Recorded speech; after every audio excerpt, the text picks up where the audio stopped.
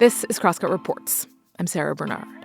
Today, we take a look at the recent push for unionization among workers at giant companies like Starbucks. Starbucks workers nationwide are filing for union elections like never before. But as Crosscut investigative reporter Lizz Giordano found, that push is a lot harder than it sounds.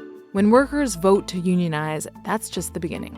Lizz reports, for instance, that roughly a year after hundreds of Starbucks stores across the country held those elections, almost nothing has happened at the bargaining table.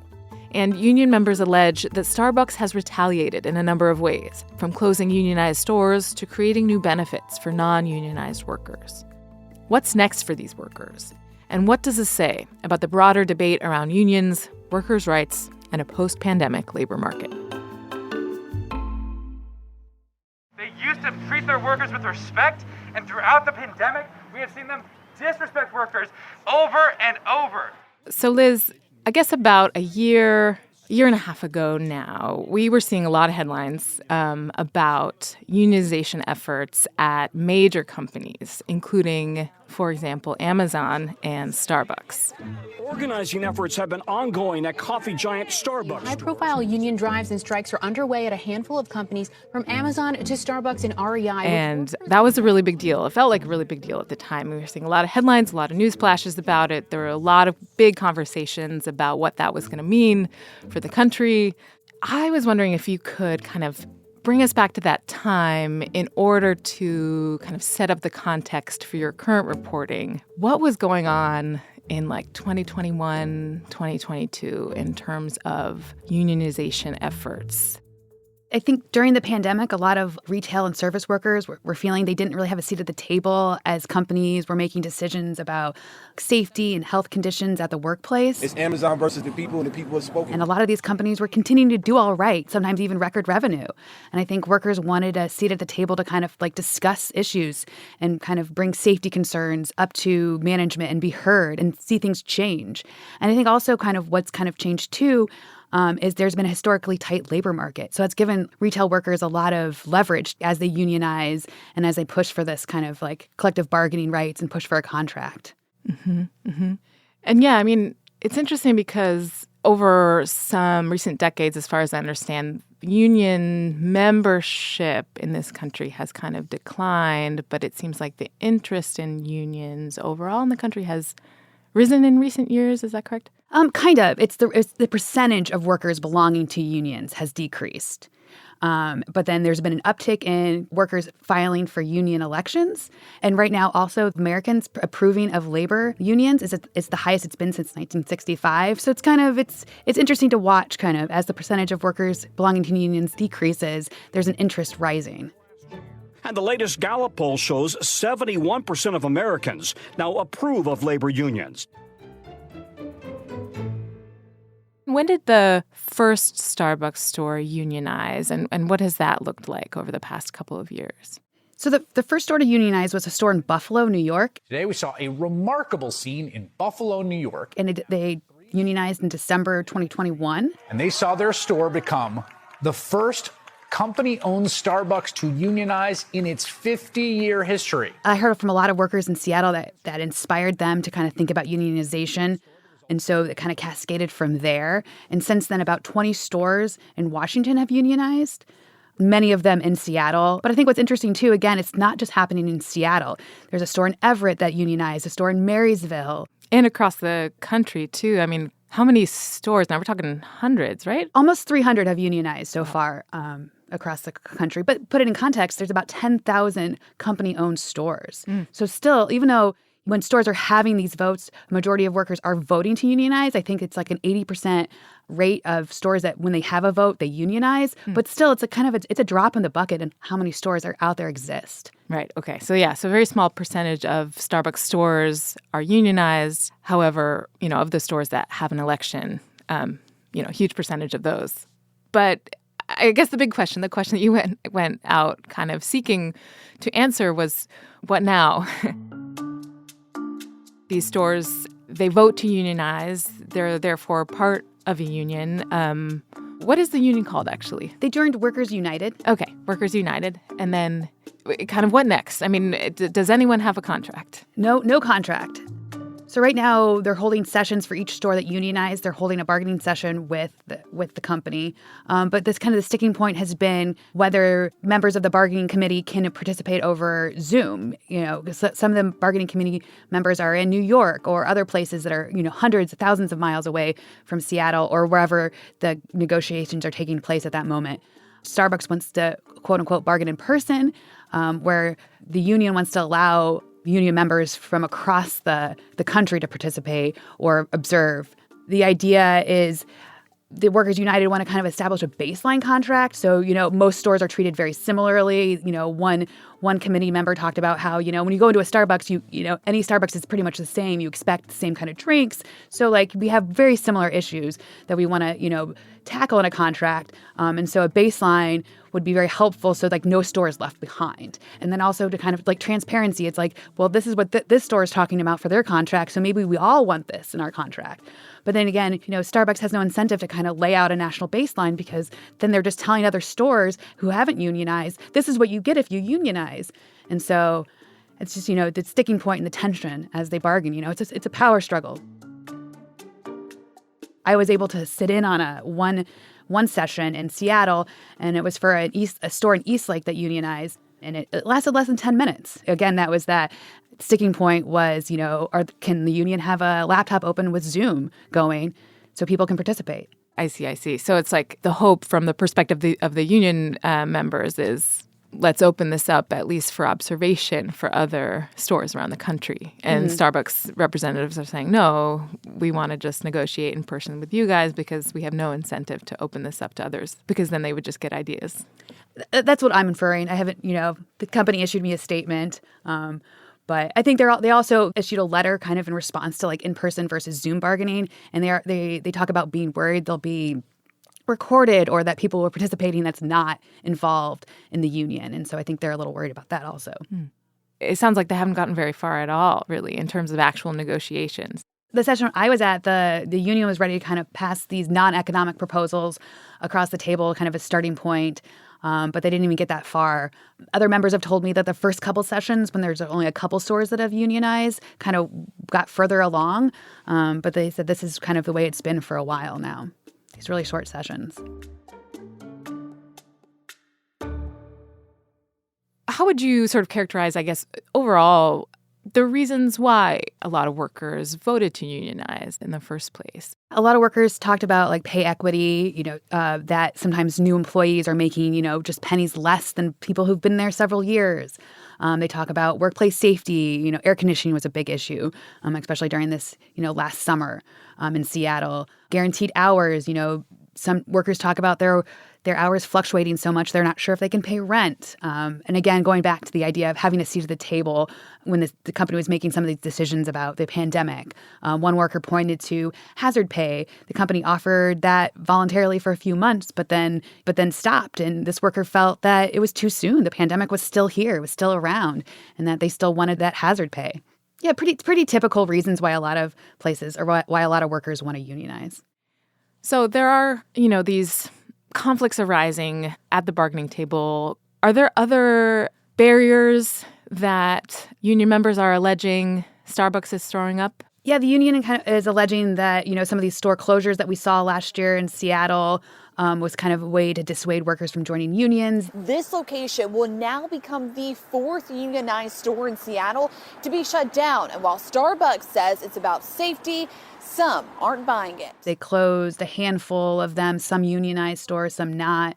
The unions filed some unfair labor practice complaints about holding captive audience meetings, these compulsory meetings that, are meant to talk about how bad unions are and what they, if you join a union, your benefits would be threatened. And then also kind of they've rolled out a couple benefits for non-unionized stores like credit card tipping, and then, relaxed dress codes. And I think the union's pointing to that as some kind of retaliation to dissuade workers from wanting to join unions. And the credit card tipping seems like a big deal. One worker told me it was adding $200 to her paycheck a week. And this is something that workers have been asking for a long time. I was given a weekly update that the company puts out about kind of rolling out credit card tipping, and it specifically says that they can't roll it out to unionized stores because of, they're going through collective bargaining. They specifically spell it out in these weekly updates that it's only going to happen at non-unionized stores. So there are a number of things that you're seeing based on your reporting, even just anecdotally, you're hearing from workers. But also, you found that some of these practices are leading to kind of a lot of complaints filed with the National Labor Relations Board. You report that as of mid-February, there were 497 open or settled unfair labor charges filed against Starbucks or Littler Mendelson PC, the law firm representing the company. Wow. Yeah, I was just wondering if you could tell me a little bit about those complaints. Yeah, definitely. A lot of them are citing refusal to bargain or holding captive audience meetings or over the store closures, and also those rollout of benefits to non-unionized stores. But what I think what's interesting is as decisions are coming down too, they're heavily finding in favor of the union. The National Labor Relations Board has filed a rare lawsuit in federal court to immediately reinstate 7 Memphis Starbucks workers who say they were illegally fired in retaliation for their union efforts. Starbucks was required to rehire workers found to be unfairly terminated.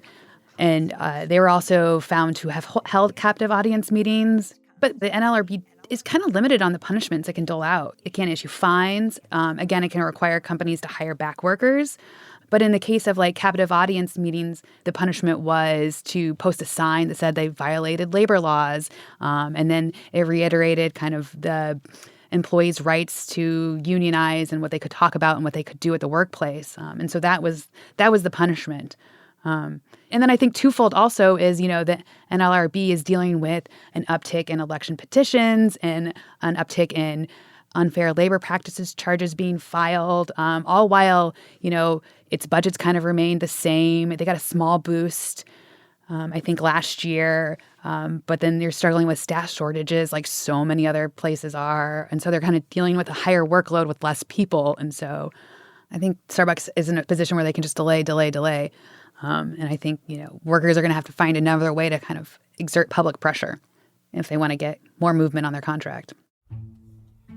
So what arguments in general do you find that Starbucks is making in its defense here? What does it say in the face of all of these arguments from union members and the NLRB?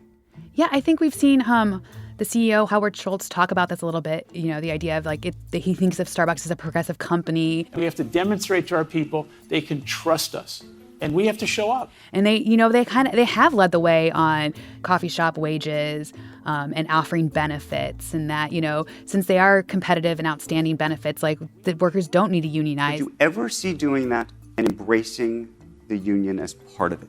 No. The store has given them these benefits, so there's no need to organize. And no Starbucks representatives agreed to speak with you for this story, right? Yeah. Yeah. I was issued a statement. But they also refused Senator Bernie Sanders, too, to kind of... Oh, really? Well, they offered to send someone other than Howard Schultz in front of his Senate committee. Senator Bernie Sanders wants Starbucks CEO Howard Schultz to testify before lawmakers. The CEO of Starbucks, Howard Schultz, is refusing an invitation to testify before the Senate Labor Committee. Lawmakers want Schultz to address allegations that Starbucks has been actively engaged in union busting. He's been pretty harsh critic of some of their tactics. That Starbucks management, to say the least, has been less than enthusiastic about this union organizing effort. It seems like what Starbucks is alleged to have done or is doing is not new, So in some ways it's like, this is a new story, this is an old story. Yeah, definitely. I talked to the head of the Boeing Machinists Union, one of the oldest unions, we see around in the Puget Sound area. And he talked about how, one of the hardest things is to get that first contract. But then, he's constantly still educating workers what the union does, how it works, how it benefits them. They've been negotiating contracts for years, but still issues pop up and both sides are filing unfair labor practices. So it's, it's always a struggle. Mm-hmm. That first contract is probably the hardest. And one of the things that it seems like might be the case in a lot of these stories, but perhaps particularly in this industry is the issue of turnover. If the first contract is just taking so long, the people who voted to join that union may or may not be on staff anymore, you know? I mean, is that something that you ran into in your conversations with workers? Like maybe some of the people who voted to join the union may or may not be working for Starbucks anymore? Oh, definitely. I think some stores, especially stores up by the university, you know, they have a lot of students, a lot of turnover. The one Eastlake store I talked to, they were actually the 100th store to unionize. Only 2 workers remain. And granted, it's a small store, not a lot of workers, but only 2 workers remained that took that union vote. And so one worker talked about how many new workers don't even know they belong to a union because, they're not paying union dues until there's a contract.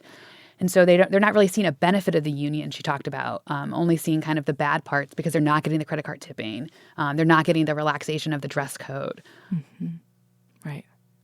And yet the unionization efforts, the new unionization efforts, in some cases are continuing. So recently you went up to Shoreline. Can you tell me about that? I brought you guys t-shirts. Oh my God. Yes, a Shoreline Starbucks, the first Shoreline Starbucks to unionize, took a vote in late January. They closed the store for 2 voting periods one day. I was there at the very end when the National Labor Relations Board was counting the votes, and a couple baristas had gathered outside to kind of witness it. Excited. So, oh my gosh, we're really excited. I know, I can't stop smiling. I'm really excited. I have the mask on, but it's there. The grid. They can be as mean as they want. They can't change the vote. Yes. And it was pretty decisive. I think one person who voted against joining the union. I know she was counting. I was like, 1, 2, 3, 4. And so they were pretty happy and excited, and they could celebrate as I saw that stat grow larger and larger.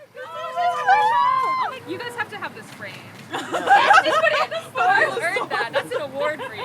And did you talk to people about why they thought they wanted to join this union? At this time, this would have been, January 2023, after they'd seen, a lot of the, alleged stalling tactics and all the rest. Same reasons. Pay equity was a big one.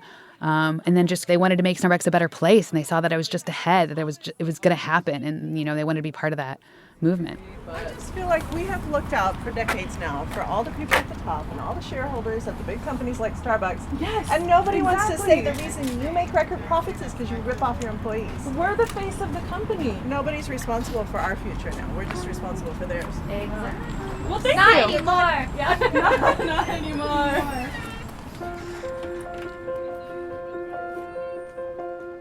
A lot of workers talked about the idea of, they wanted to stick around, to see Starbucks become a better place because, Starbucks sets the standards for a lot of places. It's a big company. If they raise their pay, other places have to raise their pay. Otherwise, people will just go to Starbucks because there's locations everywhere. And so that was really interesting, kind of that seeing it in a larger picture.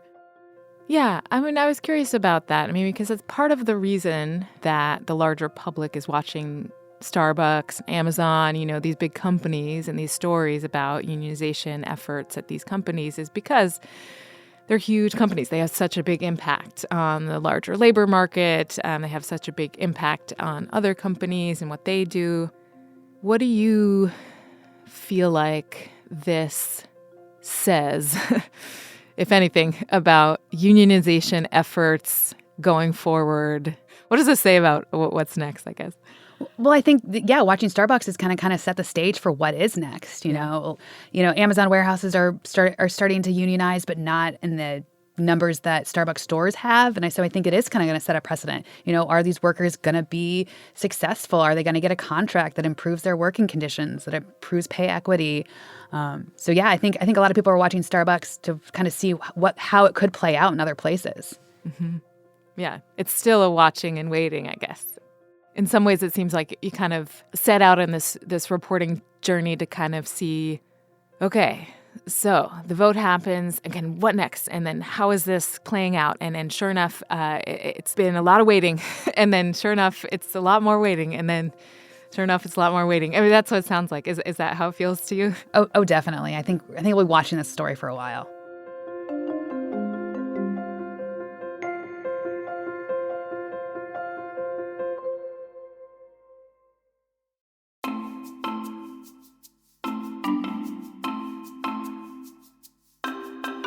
Thanks for listening to Crosscut Reports. This episode was reported by Lizz Giordano and produced by me, Sarah Bernard.